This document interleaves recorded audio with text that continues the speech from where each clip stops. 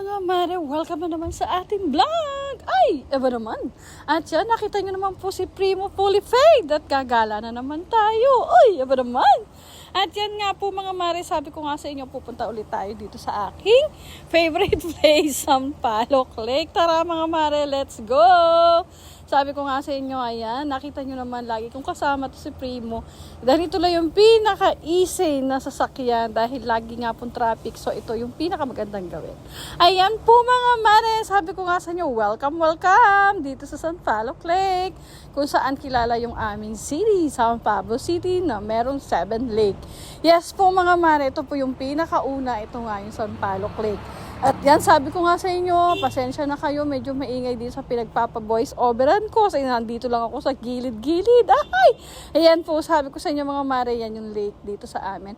7 nga po yan, yes. At ito po yung pinaka-una at pinaka-accessible po sa lahat kasi madali siyang puntahan at marami dito talagang pumupunta. Lalo na pag Sunday. Sabi ko nga sa inyo mga mare, ayan, nakita nyo naman, ito yung pinaka-trademark namin, tilapia. Kayo dyan! Ay!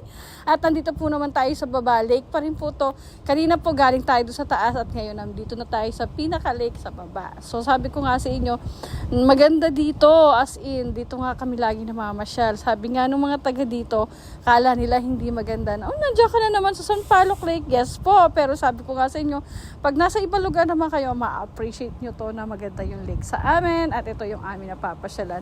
At ito naman po yung tinuturo ko. Ito yung pinaka-hagdan. Yung galing tayo sa taas yan. Matagal na pong panahon yan. Sobrang tagal na. Kaya isang trademark na rin yan ng Sampaloc Lake. At saka ayan nga po, tilapia. Yung tilapia, medyo bago-bago pa nga yan eh. Ayan po mga mare, sabi ko nga sa inyo, mamimiss ko tong lugar na to kasi malapit na nga po tayong umalis. Ay, aba naman. Para sa yarn, dito naman po tayo. Maganda naman po talaga dito, sabi ko nga. Saka na po yung mga sad moment na yan. Happy muna tayo. At yan, nakita nyo naman si Inday, naggaganda-gandahan. Shoutout po sa aking inay, Bili Mapagmahal. At shoutout po sa lahat ng aking top fan. At shoutout po sa lahat po ng mga taga San Pablo. At yan, nakita nyo naman. Ay, sino kayo dyan? Ang ganda ko dyan. Ay, Charis. Yan po mga mare. Sabi ko nga sa inyo, napakaganda ng araw na to. Yun lang. Bye!